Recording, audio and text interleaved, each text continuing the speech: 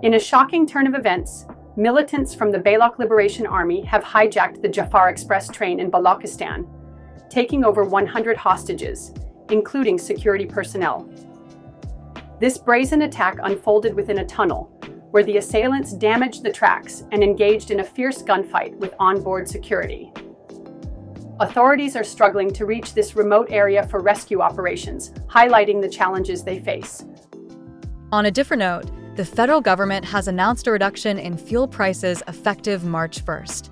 Petrol will now cost 255.63 rupees per litre, down by 0.50 rupees, while high-speed diesel has seen a significant drop of 5.31 rupees, bringing it to 258.64 rupees per litre.